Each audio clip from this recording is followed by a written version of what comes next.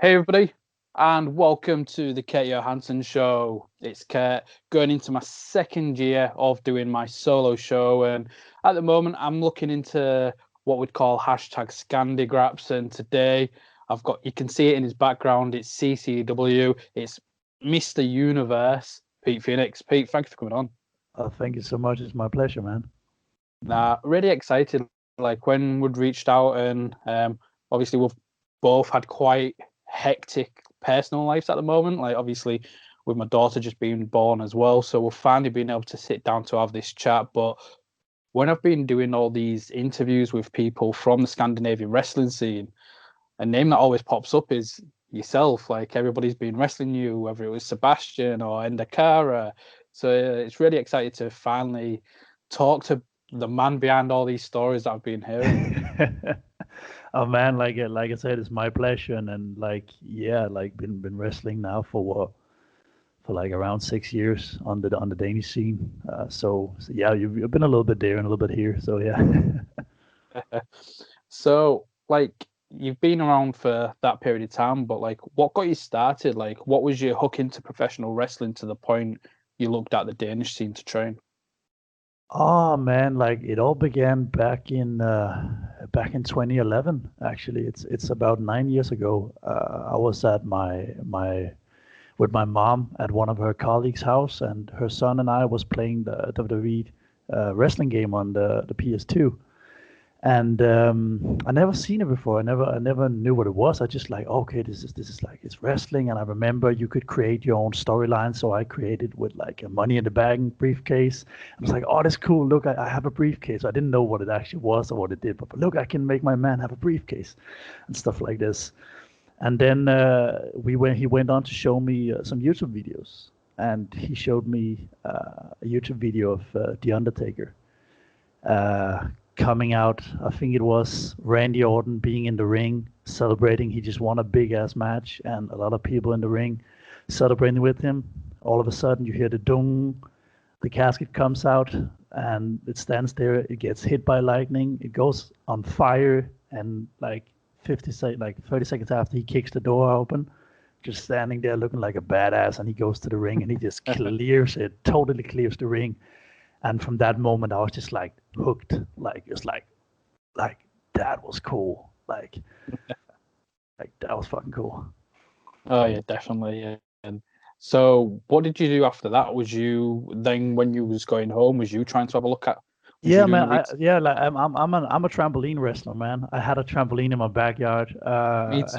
and instantly I looked up on YouTube, man, and like how to wrestle, how to do pro wrestling, and I found I don't remember the YouTube channel. I don't think they're active anymore, but it was like a how to wrestle basically. So how to do back bumps, how to do flip bumps, how to do front bumps, all these things, and also how to do moves. So I remember I have recordings of me, 14-year-old me, like doing flip bombs on my trampoline, like landing totally still, and like looking at it afterwards to see like did the landing right, did I have the feet right, and did I tuck my head and everything, like already from that point. And like then slowly I started to Google my way through the possibilities in DK, Yeah. and I think like you've heard before from other of the Scandinavian wrestlers, there wasn't that many possibilities in DK at the time. I looked up Danish Pro Wrestling (DPW) as most people did because they were the only active promotion in Denmark at that point. And I texted them like, "Hey, do you have any training in Copenhagen?" And they were like, "No, no, we just have here in Jutland and Randers, but there is in Malmö as well."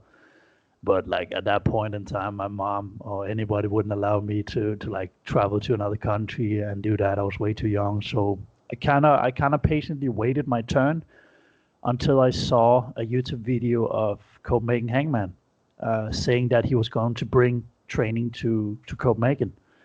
And then I was like, I texted him right away saying like, I want to start. And he was like I'll text you when we get it started. And then like half a year later, at the age of 17, I think it was, he wrote to me and like, we got training now, come give Oh, it a try. brilliant. So yeah. Oh, that's great. Like, what was your parents' reactions to begin with then when they look out their window and there's you on your trampoline doing flip bumps and stuff like that? Because I know from like experience, I used to give like my mum heart attack because Yeah. I did gymnastics as a kid, so I was like always I was quite confident with the flips, and me and my Yeah. mate was massive wrestling fans, and I was trying to do a backflip but to land in the same spot. And I actually moved forward, and my mate was like, "You moved forward on that." I was like, "Shoot it in star press." So I tried it again. Managed to land from one side of the trampoline to the other on my feet. He went, "If I lay down in the center, try and land on your stomach." So I'm like, "Okay." But obviously, as you're bouncing on a trampoline, he's coming up as well. Yeah. And my mum just looks out the kitchen window, and there's me doing a backflip, moving forward and landing on my mate. And both of us going, "Ah, that was a mistake," because as I've gone to Yeah, land down, he he's bounces bounced up. back up. Yeah. Oh man. So Like what was it like for your parents? I always done sports as well, like football, like soccer and different things. So and I always had the trampoline just to play around on, and I had my mates as well from school coming over who was interested in wrestling, and we trained together on the trampoline and just had fun matches and recorded it. So she's always been used to it, but I remember my mom never. My mom always thought like my dad always thought like, oh yeah, that's cool. Like he was like, yeah, he was supportive, and my mom was too. But she was always like, don't get hurt, just please don't get hurt. But she see me on the trampoline doing like 450 splashes, like jumping, and doing a 450 splash landing. On my stomach, like, oh, that was cool, I did it, like like and I also forced her and my stepdad and my dad and people to like watch us doing matches on the trampoline with my mates and like just doing the most stupid thing, like doing hardcore matches with like where we got like a traffic cone and we got like stupid stuff but just had fun. So they were never she was never really worried, but she was always like just don't get hurt, like I believe you, but like don't get hurt, don't come to me if you get hurt, she was always like. So what was the reaction like when you've gone from doing it as a kid on the trampoline to here you are, 16, 17, actually going into do the training with a vision of doing it as your career? What was the reaction like with that? Yeah, so like I was the first guy to ever train at CCW. I was the first trainee ever. And like my like I don't want it to sound cocky at all, but I'm very I know what I can do. I trust my abilities and I know what I'm going for and what I'm not going for. So when I started to train, I remember back then I'm like, all right, you know how to do a bump, you know how to do flip bump, but now you just shut your mouth, you do what they tell you, and you impress them by that, and that's what I did. And they was like, oh, like that was just really good, and have you done this? Like, no, never done this before, and blah blah blah. Just watch it, and like I'll eventually come and clean later. But like just like getting into it, realizing how tough it was. It wasn't that big of a surprise that it was tough, but just like the feeling of it was the new thing. Like Yeah, of the difference between a trampoline and bumping on a mat that's like this thick, like. yeah. Like that was the I guess that was the biggest eye opener for me. Like, oof, like damn. No. Yeah, like whenever my family have seen it, like well, it's all comfortable, isn't it? And I'd always like, like you said, as a sport, this is the hardest sport to train for because the condition out like just the conditioning is Yeah. very tough. I'd always remember when I went to like a local training, and at the time I was a professional football for American Lister's soccer coach Yeah. um here in the UK for Hull City. And I ended up playing locally as well for football, and I tore my ACL and playing football. And at the time, I was just started doing the wrestling training as well because I knew a few of the guys that was wrestling in the UK. And I came back. I thought, right, I'm still going to give wrestling a go. And work was pissed that I got injured.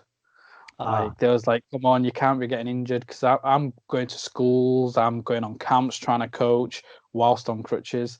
And with some of the trainees, and I took one of the back bumps, and I just felt like my back quite jar a little bit, and I was like, and I was a bit aching, and I was like, I've got to make a decision here. And at the time, that paid my rent, that paid my bills. I was like, it was a good opportunity, and I was like, I'm gonna have to knock it on the head. But I came in thinking, like my mates was like, come on, let's train. Yeah, I was like, I'll be fine conditioning. Like I'm at the time, I was in the best shape I'd been. I was pro football coach, and first training session, I'm going up in the toilet, throwing up. I was like, Jesus Christ, this is something else. Like, what was it like for you when you've gone from doing it as a fun, like hobby, and then you've got Copenhagen Hangman training you, and it's a whole new ball game?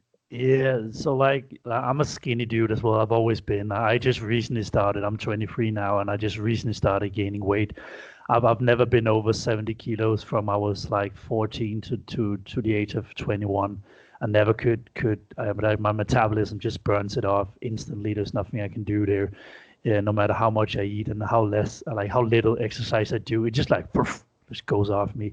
So for me as well, like that, it was tough because the skinnier you are, the harder it is, basically. And I remember they put me through some tests because they knew that as well. They knew that I was skinny and that I didn't have much strength in me.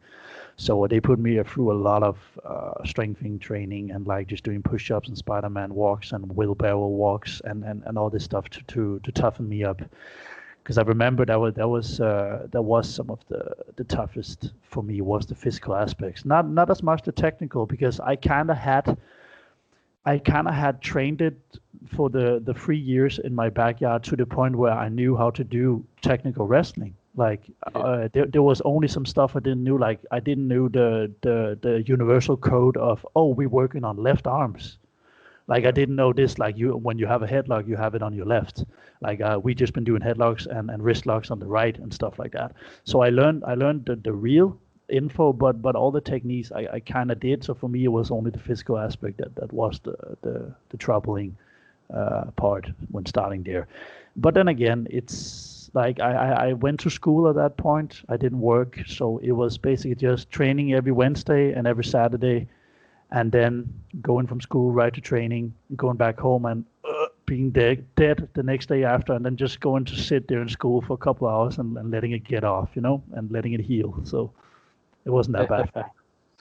So how have you like coped with putting the weight on now? Then you mentioned you've only just recently started being able to bulk. Like, what changes have you done to your everyday life to be able to start putting on maybe that weight and that muscle?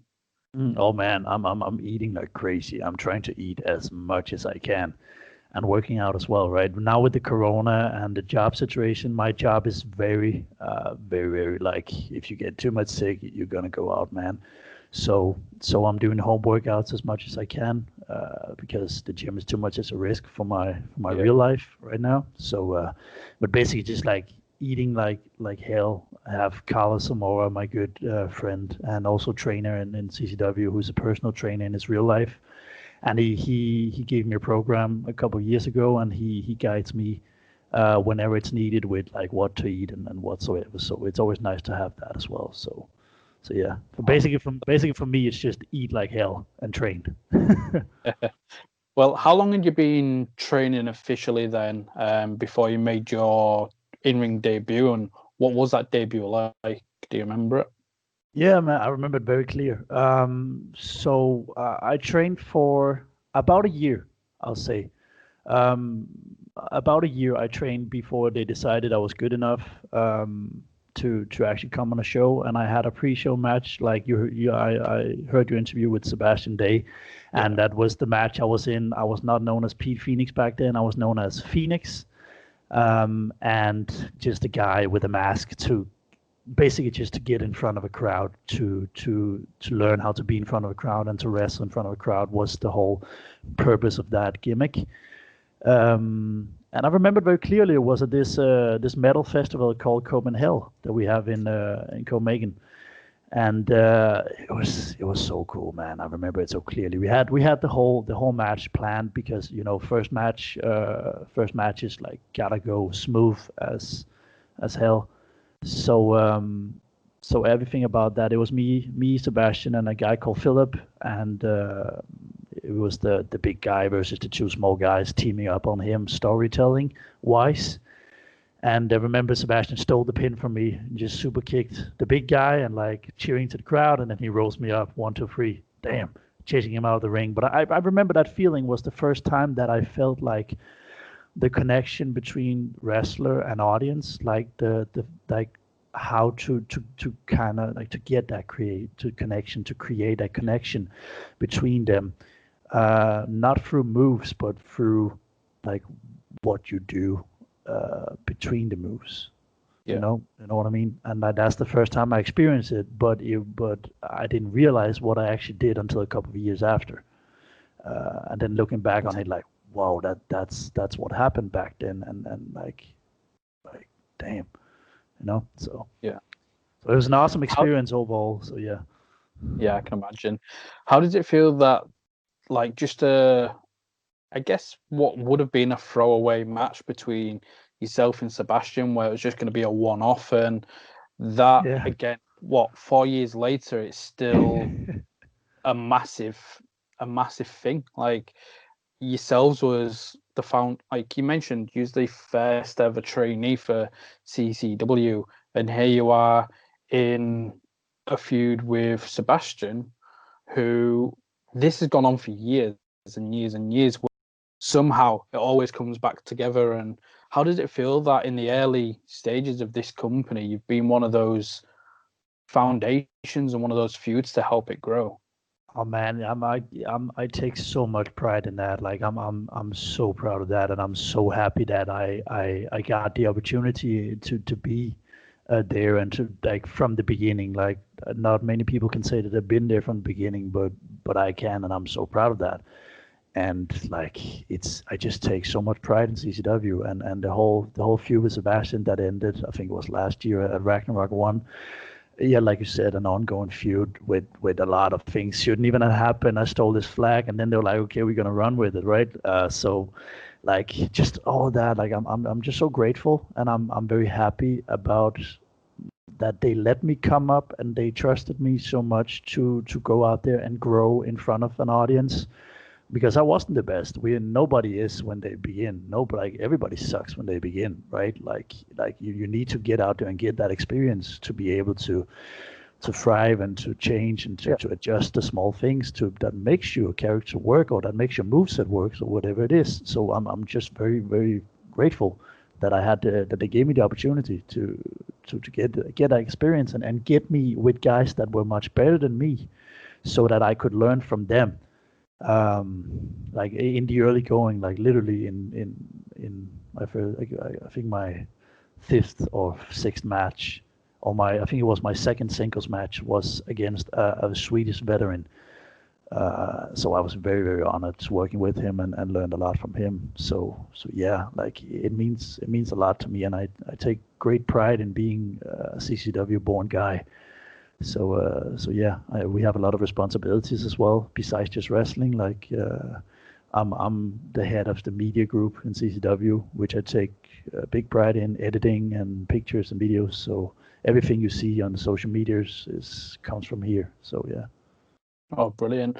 It's good to see that you're not just a professional wrestler for them, and you've been able to do other things to try and help your skill set, because I know like in wrestling it's important not just to be a professional wrestler, but if you've got all these different tools, it can make you more valuable. I know, for example, we'll get into it a little bit later, but with NXT UK, they've got a wrestler named Sam Gradwell, who he's unfortunately had injury after injury. I think he's had 2 injuries on his knee, where he's had about 2 years without wrestling, and he's only recently come back.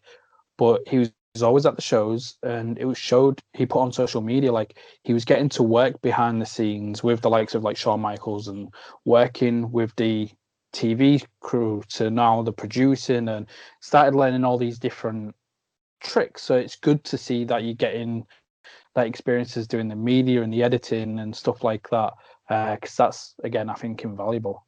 I think so too. Like very much, like not only for your own personal career, being able to say that I wanna, like my plan B. Like we all said, like we get like my mom was always like, you gotta like I support you 100% with the wrestling, but you gotta have a plan B.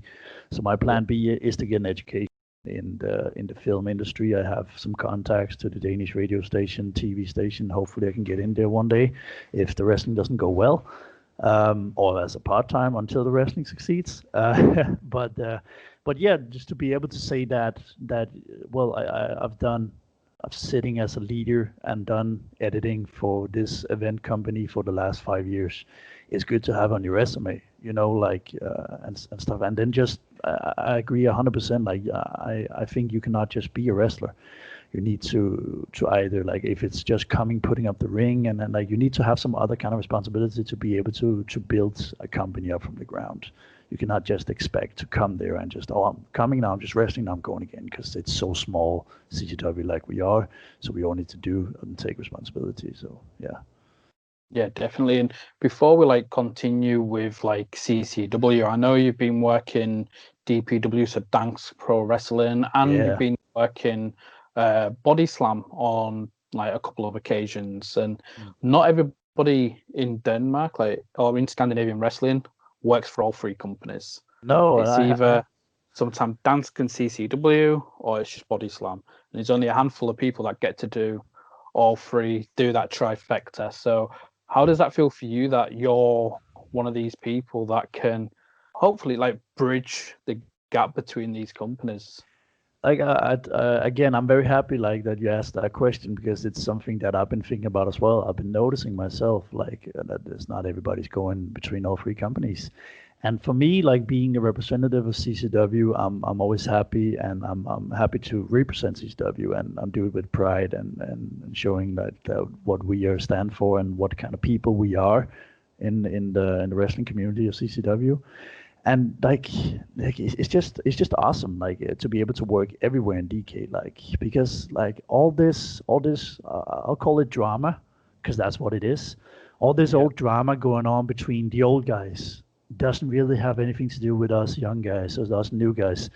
We just want to build those bridges, like you say, and that's what we're working on as well. Like at the moment, I'm working to like get some bridges. Let's build this. It doesn't need to be 100% like where we work together, but let's at least like reach out and do some of this and this and that. So yeah, to be able to do that is awesome. I recently started to wrestle for Bodyslam now, which I really enjoyed. They're a very professional setting, and they're good people as well. And Danish Pro Wrestling, I've been wrestling for since I began wrestling, basically. Winning a couple of titles here and there, and like just being on the shows for the last 3 4 years, I think. Yeah, 4 years. So yeah.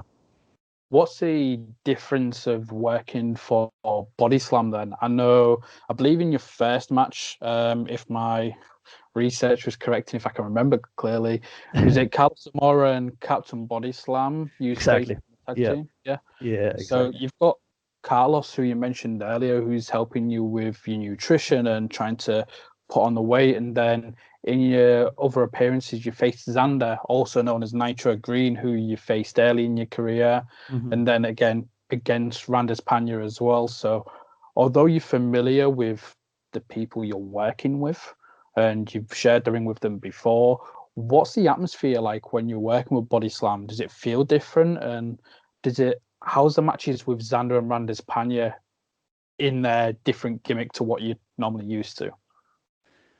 Well, I mean, let's start with the atmosphere at the shows. I'll say like the Danish scene is I'll put it in two sections. We Yeah. got the Jutland scene and we got the Copenhagen scene. That's how we put them, because the Copenhagen crowd is a lot more rowdy and wild, and Sounds like like my type of crowd. yeah, like mine too. That's why I love them so much. Like that they're the crowd that come there, drink some beers, have a good time, and just shout at some good and some bad guys, right? Where the Jutland crowd is a little bit more, it's a cultural thing as well. They're a little bit more subtle. They're a little bit more sitting down and watching and maybe clapping. Not as the Japanese. They also shout and stuff like that, but it takes more. Like you need to really reach out to them and pull it out of the Jutland crowd.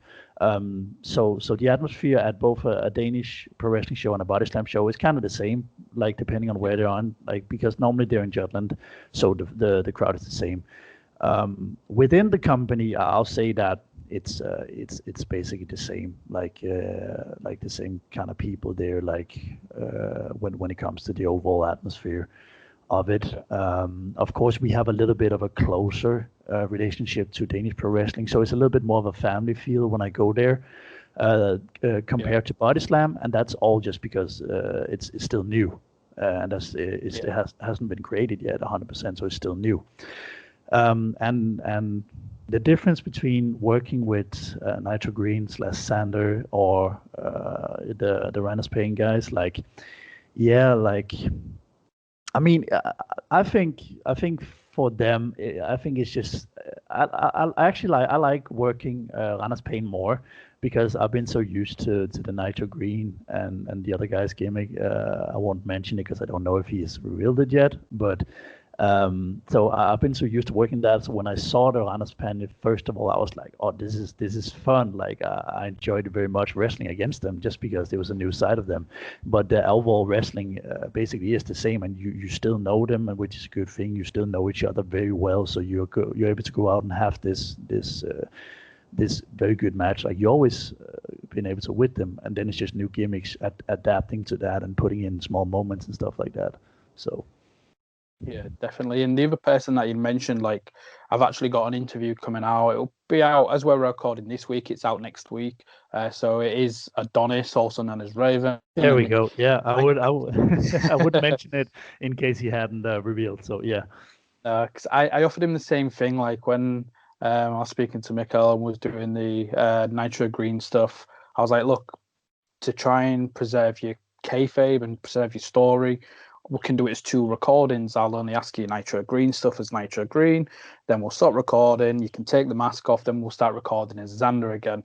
And I offered Adonis the same thing, but it was like he mentioned he'd already been unmasked as prior, so everybody knows Adonis is him, so he didn't mind too much. But props to you though for that was actually Thank you so much. Like I respect the business very much and the kayfabe of it, and I respect other people because I wouldn't like that to happen to me as well. And so that was actually my fault. I was actually part of getting him unmasked. It was a storyline between Pete and Nitro and his best friend Raven. So yeah, I take that on my cave. So, like, how do you find adapting yourself then? So you mentioned the 2 different atmospheres, but what's it been like for you, especially when you was early on in your career, having to adjust from that Copenhagen crowd where certain things can get a reaction, but then you go to the other crowd and it's completely different and more family, and you probably can't get away with certain stuff that you might be able to do in CCW. So how have you managed to adapt? Sometimes have you got caught up and kind of forgot about what crowd you're in front of? No, never really, because there's such a clear difference when you actually so it's never that bad, and you can kind of, like you say, you can get away with the same kind of things, but the difference is just that they know me so good in Copenhagen, and the crowd is so rowdy because I've been there from the start, and the atmosphere, like the crowd itself, is rowdy, so it's easier to get these reactions out of them. Whereas in Jutland, you just need to get louder and you need to get more creative. Maybe you need to talk more than just like in Copenhagen. You can just shout like F you, or you can say like, like, I'm too rich for this BS, like, you go on, you poor bastard, right? Something like that. Whereas in Jutland, you need to be a little bit more creative. You need to get on a mic and talk and like speak to them more, so they okay, he's this kind of guy, and then like you just need to pull it more out of them. But like the same stuff still kind of works. It's just that the reactions is so different sometimes. So then you just gotta try again, experience. Like like now I've been working there for 4 years, yeah. So it's like experience. You get to see, okay, you know that this works on them, and this works on them, and this doesn't work, and this might work. So like, yeah, like that. Yeah. So you mentioned earlier you've won a couple of titles with DPW, and one of them being the light heavyweight title. And Yeah. I want you to explain the way you won it, because I believe you took the belt off Johnny Casanova, but was it a tag match that you was having? Yeah, so what happened is that I am currently still the co-owner of Danish Pro Wrestling, in the storyline in what we're running. And what happened back then was I made a couple of vignette videos that they've been putting out, and then this was the first show I came to, and it was a light heavyweight championship match between Raven and Johnny Casanova. And what does the new selfish owner do from the rich country of DK? Well, he goes out there and proclaims himself that has earned himself a title shot, or he can actually just get one because he's the owner now. So it turned into a tag match between me and my former bodyguard, Sai Mashfaq, and then Johnny Casanova and Raven. Whereas cheating our way to a victory secured my first belt, like basically Sam doing all the work and me just getting beat up, but me getting the pin in the end because he dragged me over there and just threw me on it, the storytelling of it, and they just hated it. So that was a great start for the Phoenix and the owner gimmick in DPW. So yeah, that was that match.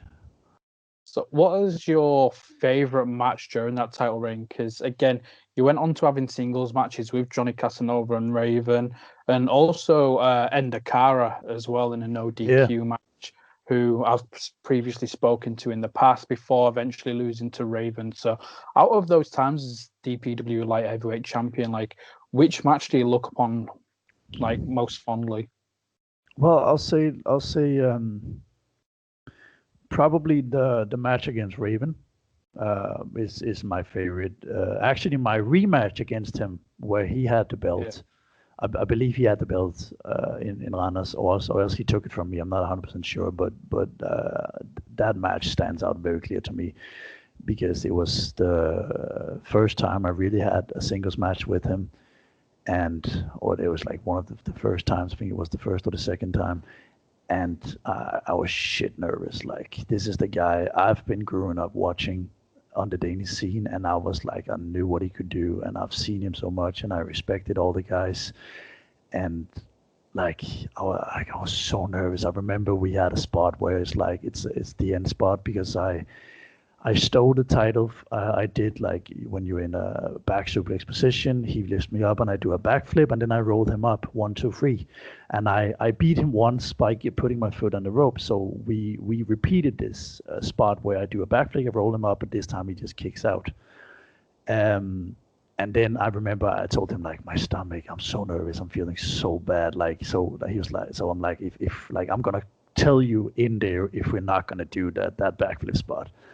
But then again, like every single time with my nervousness, as soon as my music hits, everything goes away. You go into character, and when you're out there, it's like, you still want to do the plastic? Like, yeah, let's do it. Like, so it's like then else goes away. But I think that's definitely one of my favorite matches. My match with Ender Kara and Johnny Casanova was good as well during that reign, but I was so green. So it's not some of the matches that I look much back on. It was more of a learning experience matches. But definitely the match with Raven gotta be the one I picked during that reign and that time. Okay. Well, taking it back to CCW then, again, mentioned your huge feud with Sebastian Day, which ended on the last man standing match, but you've also had matches with, again, Copenhagen Hangman, the person you mentioned who helped train you. You've been facing the likes of Luke King Sharp, you've shared the ring with Carlos Zamora. Like, what are some of your favorite matches of CCW? And if somebody was to try and check out a Pete Phoenix match, like, what should they be looking for? I'll say, like, one of my favorite matches for sure is the 4-way elimination match for the CCW Championship. You can find that on the CCW Facebook page. it's me against Carlos Moore versus Sebastian and versus Copenhagen man. And that match and the storytelling, if you go back and watch a couple of videos of how me and Carlos is a team, and Sebastian and Hangman are friends, like that, that all puts, like, the storytelling of it, to me is what makes this match great as well. But I'll say what more. My recent match with Cy Mashfaq, my former bodyguard, it's just been so personal, and it was a great match, and I loved that match so much. And it was not on Ragnarok, but the show before that, For the Glory, that we had, and that's got to be one of my favorite matches, because we both included my new protege Lunico, and we actually included Syme's real life brother, Anis, who we also beat up real life and cut his hair real life for this angle. So like it's great, and I just loved everything that came together in that match. The technical stuff of it is awesome, but the storytelling is really what gets matches for me, because a match where you do 10 450s is amazing, but if it doesn't have a story, for me it doesn't really captivate me that much. So I've always been a storytelling guy over Spot. Yeah, definitely. I've got to agree as well. Like, I I like all styles of wrestling. I like the independent side. I like the British style, whether it's the strong style Japanese. But the main hook for me is the storytelling. Like, I don't really watch much WWE at the moment just because I've not been enjoying the product, and I despise. Like, I don't despise, but I used to be one of these people where I'd like Raw was crap again, like 3 hours wasted, and I was like, why am I wasting 3 hours constantly? And that's when I tried looking into all these different wrestling scenes, which I encourage other people to do. Like, not only am I looking into like Scandinavia, but I've been looking into the Southeast Asian wrestling scene, whether it's China or Philippines, Singapore, Malaysia, and it just opens my mind. And one thing that I've seen from Danish wrestling and from all my different interviews as well is everybody just talks about story. And Yeah, it's the stories that hook you. Like, if you're wanting that top class independent match, any independent show will have that match because exactly. everybody goes and does it.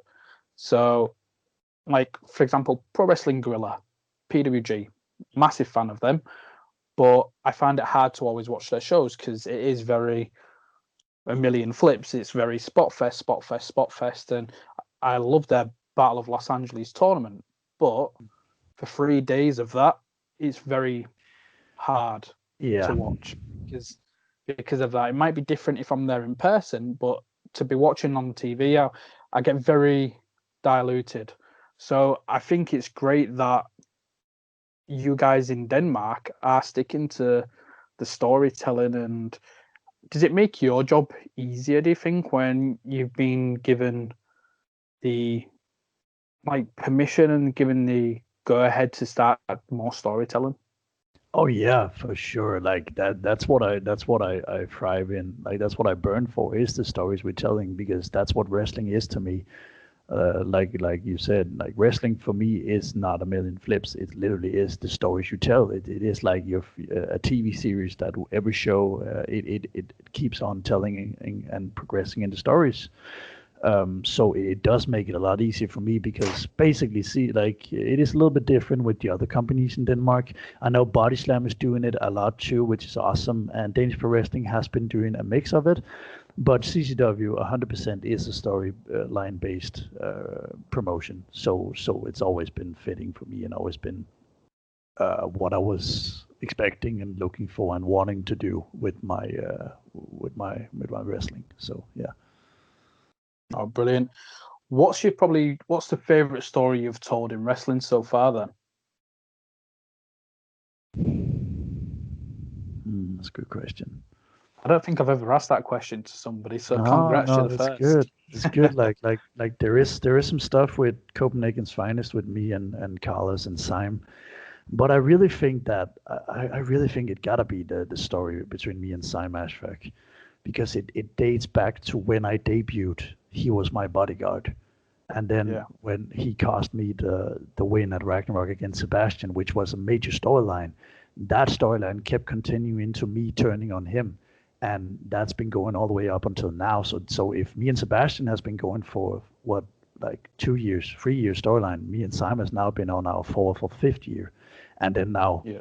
like when you take it all in, and then when, like, where it would be all began, and then just the personal aspect of it, the beating up his brother, and him cutting meat hair, my hair, like him cutting my hair at a live show is what we did. Yeah. One of the things that really put it over the top. People loved it, and then like his brother stopped me from cutting his hair, so he cut my hair. And then what happens? We go out, we beat up his brother, and we cut his hair when Sam's not there at his home. And like, just the personalness of that story that we told there is my favorite. Yeah, for real. So before we started recording, was obviously just chatting beforehand, and you mentioned you're currently based in Sweden. So Yes. what are your goals in terms of wrestling across Scandinavia? Like we mentioned earlier, you're doing the trifecta, you're working all 3 shows in Denmark. Are you wanting to wrestle more in Sweden and maybe like Finland and Norway? For sure, like everywhere I can go, I just want to go out and show what I got, and show the Pete Phoenix character, and show what I can bring to their show, what I'm capable of, both on the mic and in the ring. I already wrestled in Stockholm for Freedom Pro Wrestling, which is Endakara and Vegan Thunderbolt's promotion up there.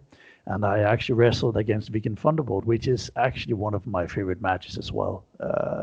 It is one of my favorite matches against him, because nobody knew who I was, and I was supposed to come in as this heel character, and by the end of the match they hated me, and the feel where you get those, oh, like those, when you can see. I always watch my matches back, but not only to look at me. I watch the fans' facial expressions to different things to see what works, and to see that, like, something as simple as me like slapping him and spitting at him, like that, Yeah. like that moment that did more than a big ass move like a power bomb we did.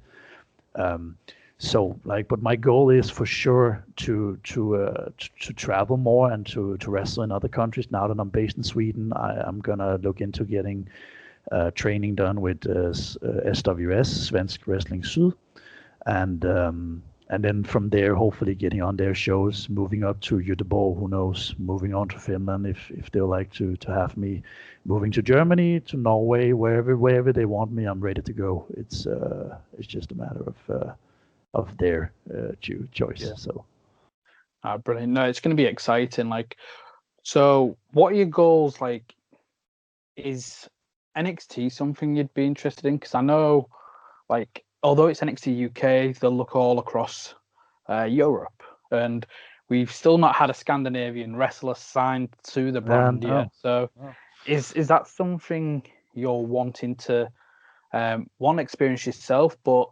what, I asked the same question to Christian from Bodyslam, like, what do you think it'd mean, whether it's yourself or somebody else, if they were to get signed by WWE and NXT UK?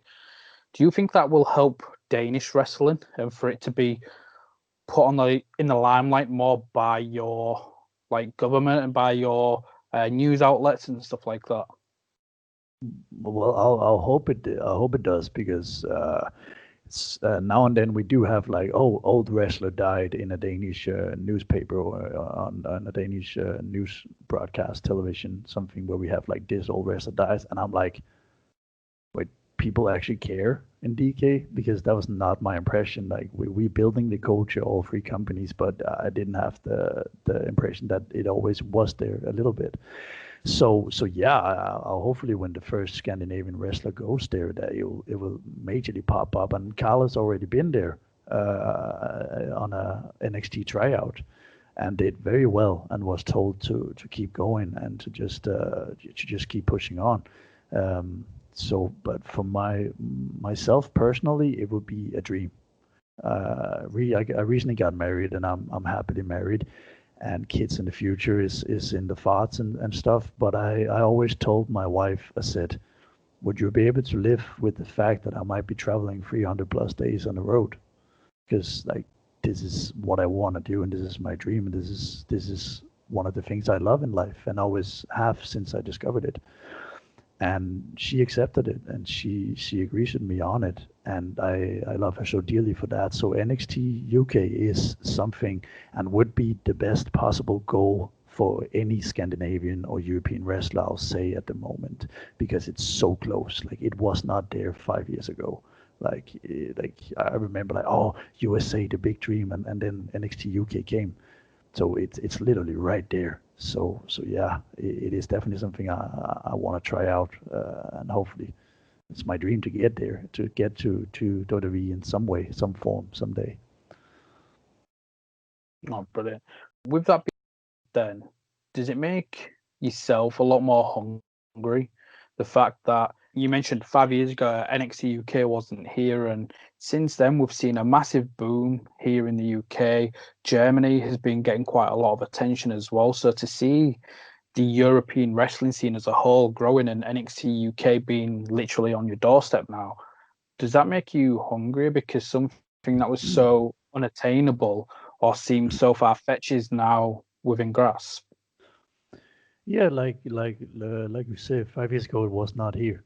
So like the fact that it's this close now, it makes me very hungry, and it just like it makes me want to work harder. It makes me wanna work for them to notice us in DK, because we are such a small country. Nobody really knows that Danish wrestling is a thing as well. So I also want to give you a thanks for bringing up Scandi Grabs, and for bringing up the Danish and Swedish Scandinavian wrestlers in general.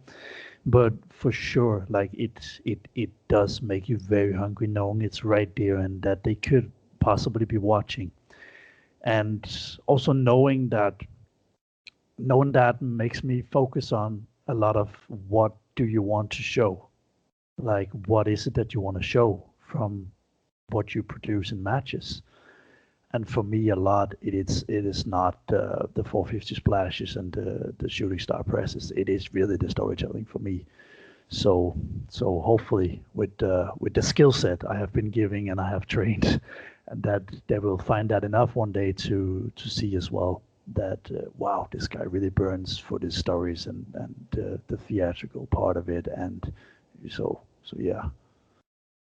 So if an offer came and it meant you'd need to maybe move to the UK just to be using the training center, the performance center based in London, obviously at the moment you're not needing to. I know people like Amel, they just travel in, but from a lot of the hearsay, especially um before like this pandemic and stuff like that, I remember NXT UK was in my hometown, and I'd got to do my first ever WWE press interview.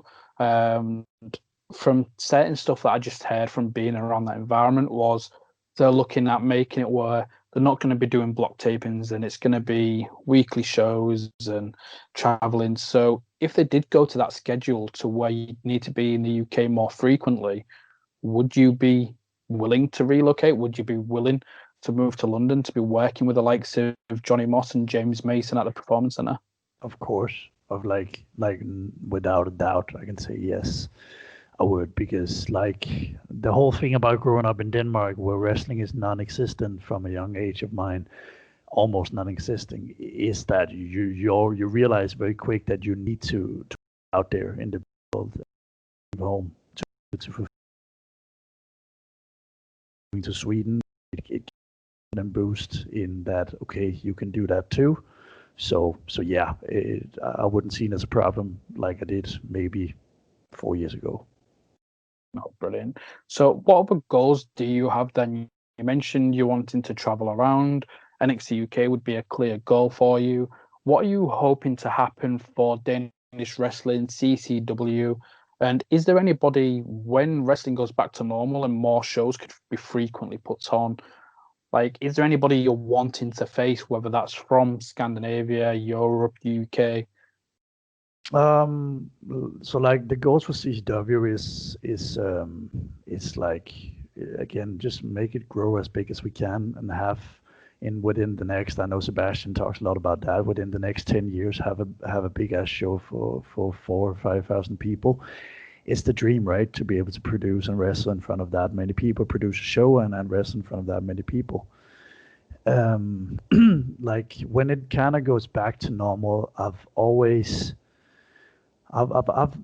met so many different wrestlers, like you mentioned in the beginning. I've met Endokara and Viking Thunderbolt. I've met Chaos. I've met Sebastian Day Syme. I've met Sander and the others. I really want to work. I also now, I just recently on Ragnarok 2, I worked Easy Lovers. And I really like, I'm looking forward to our storyline there, working with them some more. I really want to work some of the Bodyslam guys some more, like the guys I grew up watching, like Michael Finn and Tank. I just had a little segment with Tank on one of their shows, which was awesome. I got chokeslammed, but it's all all excited, like, oh my god, Tank is gonna chokeslam me because like it's the guy I grew up watching in the Danish Wrestling scene. So it's like, right. So but yeah, definitely Michael Finn. I want to work some more. Emeritus as well, and Peter Alexander from Bodyslam. Yeah. These guys, like, very talented, very technical, good wrestlers. I would love to be able to follow them and to put my twist on it as well. And when it comes to the outside scene, I really, really kind of want to work with Salomon Street. He's a Finnish wrestler from FCF. Fight Club Finland. He's a very big guy, and he's very nice, and he's very good and brutal, and so I would love to work a match with him. Oh, brilliant! And with some of the names that he did mention, like I do have interviews scheduled with all three of the Easy Lovers at the same time. I don't know how that's going to work. That's going to be but yeah, the four of us will be talking soon, and Michael Finn scheduled, and other people that had been mentioned, whether it's Carlos Zamora or Copenhagen Hangman. We're trying to work out on some dates just to sit down and record. So Yeah, hopefully by the time this is released, I'd have maybe recorded or got them lined up. So some exciting possibilities with you, and it's great to see so much talent now coming through the Danish wrestling scene and the visibility of Danish wrestling becoming more prominent. Like, for those that are listening, like, where can they find CCW? Where can they find some of your matches, some of your shows? I know, again, you've just had Ragnarok 2, which you mentioned, which we'll get into shortly, about the police and how you've been wrestling during man. COVID. Yeah, like you can find our main product of CCW. We're not that active on YouTube yet. It's a thing we're gonna get, but we have a plan now to also hopefully in the future, very soon, get a streaming service where you can pay a little bit amount of money and then you have a whole show, like old shows, new shows. But basically, what you can do, you can find us on YouTube. There's a couple of matches. But most of our product is on Facebook, Copenhagen Championship Wrestling. If you Google that on Facebook, search for that on Facebook, everything will pop up where both highlights and full matches will be on our official page. So we are of course also on Twitter and on Instagram, but match wise and video material wise, it's got to be Facebook. Oh, brilliant! And like, whilst we're on topic of like where people can find you, where can they find yourself on social media? Yeah, I'm all over as well. I'll say Facebook and Instagram is my most active. Then comes Twitter, and I have a YouTube channel as well with nothing on there yet. But my Instagram is Mr.Universe_Pete Phoenix, and then my Twitter is Pete Phoenix CCW, and my Facebook is just Pete Phoenix, Mr. Universe Pete Phoenix. So that shouldn't be too hard to find. And the same with the YouTube is Mr. Universe Pete Phoenix. Oh, brilliant! So make sure you do go follow. And I know it's weird. Like, a lot of you in Scandinavia don't really use Twitter that much, or No, if you do, it's a new. It never caught on in Scandinavia. And like I remember Luke King Sharp really pushing me. He was like, "Dude, you gotta have a Twitter." And I was like, "Why?" Like, and none of my fans is gonna see this because nobody like. And he's like, "But it's not about the Danish fans." I was like, "Oh yeah, right. That's sure. It's not only about them." So, yeah. Yeah, definitely. Like, there's a company here in the UK that I try and work quite closely, especially with their academy graduates, called Reach Wrestling. And when I've been doing their interviews, as they've all been making their debuts and stuff, and a few of them haven't had Twitter, I'm like, look, you need to get Twitter. Like, it's just a great way just to get your content out there, because if people don't really share on Facebook. I feel like if it's not directly involving you, people don't really share on Facebook posts. That's Whereas true. Twitter, people retweet. The more generous with the retweeting. So when there's like clips of matches and stuff like that, I just think it's great to build more of that international fan base to get that out there. But I want to ask, like, you've been wrestling throughout like COVID and Ragnarok 2's just been happening. So how's Yeah. it been to wrestle during this pandemic? And I know you mentioned the police. I'll let you get into that. I mean, wrestling through the pandemic on a logistical standpoint has been a hell because you need to have all restrictions. People need to sit down, have masks, room between the chairs.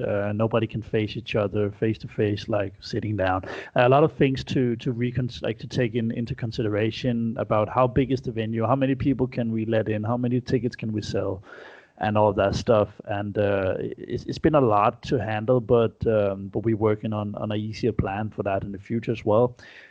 With Ragnarok, it went very well. I'm one of the guys always there setting up and making sure that the restriction is in line and everything is on the legal side of the law.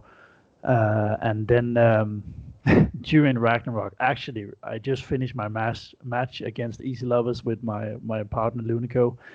And I'm walking back from the ring to get to the curtain, and on my way back, I see two police officers standing there talking to Copenhagen Hangman, and I'm just like, oh fuck! Like the nervousness, not of the match, not of the show, but the nervousness of, oh no, like shit, like what's gonna happen now? And basically what I was told and what we also posted on Facebook after was that they came to check it because someone reported it. Like you cannot have parties, you cannot be more than 10 people gathered when it's a private event, like private, like at your house, for example. But because this is a sports event, as long as the restrictions is fulfilled, you can go with it. And stuff like that. So what we were told was that, luckily we were told that it's nice to see a event produced and where the restrictions is in line and everything was fine. So thank you and have a good night. And then they left again. But the nerve of it when you're coming back from your match on the way out and seeing the police in the door. That's a new for me. Like, so that's just like a loophole. Like, if you guys ever want to get together, it's one of your birthdays, just set up the ring in the middle of your living room. If somebody comes in, just have somebody stood there with a camera as if they're recording it, and it's like, we're just doing an event. Like, it's a sporting event. It's going on there. Oh, that's okay. Bye for now. Exactly. As soon as they come in, just grab the guy, like, do a back body drop, and just throw him away, send him away, and then you go straight through the table. Oh, brilliant. Well, Pete, like, it has been a pleasure speaking to you. I've really had a lot of fun, and I'm glad we could finally make this happen. Again, I mentioned at the beginning of the episode, a lot of the guests that I've interviewed so far from Scandinavian wrestling have mentioned yourself. So that's a testament to yourself, the fact that you're popping up in everybody's stories. So congrats on that. And hopefully, like, some of your goals will come to be when wrestling goes back to normality and people can travel and there's no more restrictions and stuff like that. So again, just for one last time, like, where can the listeners find you on social media? Well, thank you so much for the interview as well. I want to say that before I get into it. And yeah, you can find me on Instagram, Mr.Universe_Pete Phoenix. You can find me on Twitter, Pete Phoenix ECW, and on Facebook, Pete Phoenix, and occasionally on the YouTube channel that I need to get started. You can find me as well there. So yeah. Brilliant. So everybody, make sure you do go follow Pete on those social medias. Go follow CCW, DPW, and Bodyslam Pro Wrestling to make sure you're checking out Scandi Graps. If you're getting fed up of the wrestling that you're currently watching, go try something different, even if it's just an hour out of your day. Again, I used to be wasting 3 hours watching Raw every day. Like, I stopped that. Try and put your time into something else. And again, Pete, thanks for coming on the show. We'll have to do it again in the future when wrestling goes back to normality and we've got some more stories to talk about. But again, thank you for coming on the show. Yeah, please, and thank you for having me. I would love to do it again some other time. Brilliant. Everybody, make sure you go follow Pete. Make sure you hit like and subscribe. It really does help. One, for the guests and myself, just to see that people are enjoying the content, and two, it helps all the algorithms. Not gonna lie, if more people are watching and more people are liking, that's always good for this wrestling. Like, let's try and get hashtag Scandigraps out there a lot more. And I'm looking forward to when my daughter's a little bit older, to the where the missus will let me go to a different country by myself. When I'm allowed to do so from the government, so I can come to Copenhagen to witness this wrestling scene. I got a front row seat for you, my friend. So yeah. Oh, brilliant! I've already mentioned with Adonis, he's for Randers Panya's like entrance there to pour their like the cider. Mokai, the cider, I'll try it. Just come up. I don't care what top I'm wearing. You can ruin it. Just do it. So it should be fun. Start as I mean to go on. It's gonna be amazing. Brilliant. Well, everybody, thank you for watching. Thank you for listening. Until next time, bye for now. Friday morning.